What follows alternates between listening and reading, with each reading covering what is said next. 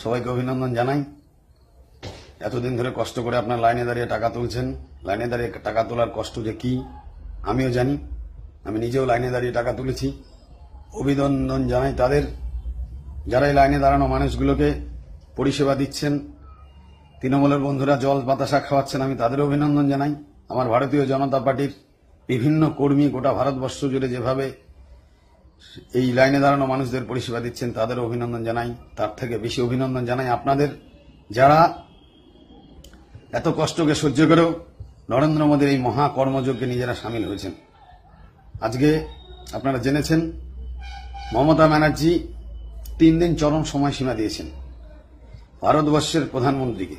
3 দিনের মধ্যে এই কালো টাকা উদ্ধারের এই অপারেশন বন্ধ না করলে তিনি রাস্তায় নেমে আন্দোলন করবেন। করুন না, রাষ্ট্রপতির কাছে তো গেছিলেন, কালকে আন্দোলন করলেন। কংগ্রেস সিপিএম সবাইকে ডাকলেন, কেজরিওয়াল থেকে শুরু করে সবাই তো আপনার পিছু নিয়েছে। আপনি আলিমুদ্দিন স্টেডিয়ামে যেতে চাইলেন, আলিমুদ্দিন স্টেডিয়ামে তো এর আগেও যেতে চেয়েছিলেন দিদিমণি। প্রণব মুখোপাধ্যায়কে রাষ্ট্রপতি করতে দেবেন না, প্রণব মুখোপাধ্যায় বাংলায় টাকা দিচ্ছে না, বাংলার লোক নন, অনেক রকম হম্বিতম্বি করেছিলেন। আলিমুদ্দিন স্টেডিয়ামে যেতে চেয়েছিলেন। তারপর কি করেছিলেন মনে আছে সে কথা? বাংলার গণতন্ত্রকে অপমান করে, বাংলার গণতন্ত্রের মন্দির বিধানসভাকে অপমান করে সিপিএম, কংগ্রেস, তৃণমূল সবাই এক লাইনে দাঁড়িয়ে প্রণব মুখোপাধ্যায়কে ভোট দিয়েছিলেন। প্রণব মুখোপাধ্যায় শপথ গ্রহণ অনুষ্ঠানে সবার আগে চলে গিয়েছিলেন। প্রণব মুখোপাধ্যায় দেখা করতে চাননি, দরজায় ফুলের তোড়া রেখে চলে এসেছিলেন।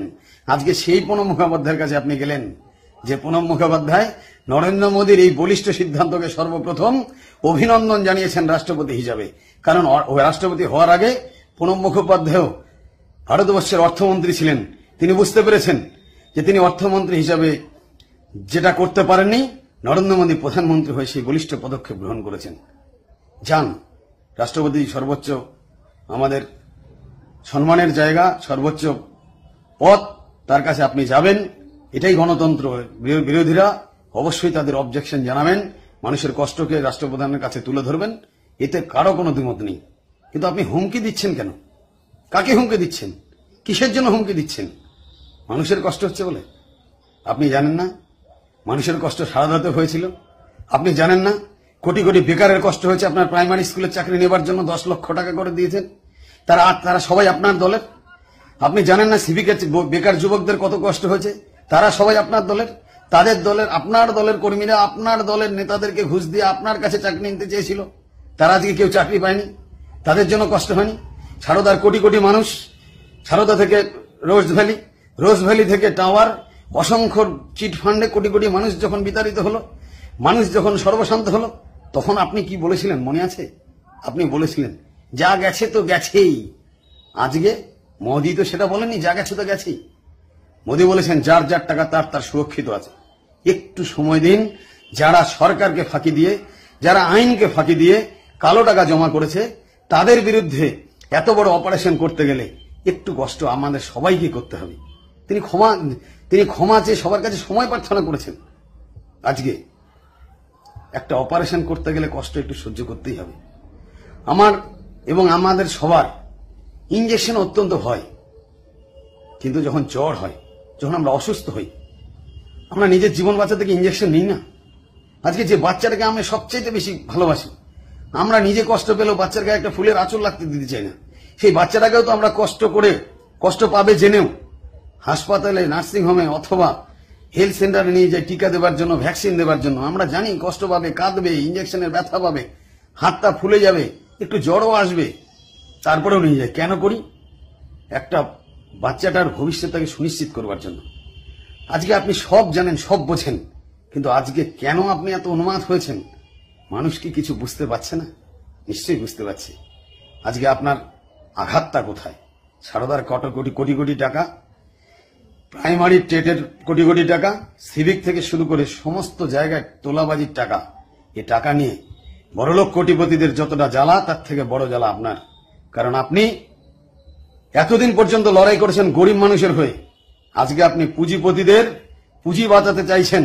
আজকে আপনি সারদা সহ সমস্ত চিট কোম্পানির যে সমস্ত কর্ণধাররা ছিলেন, তাদেরকে এমপি এমএলএ বানিয়ে ক্ষান্ত হননি।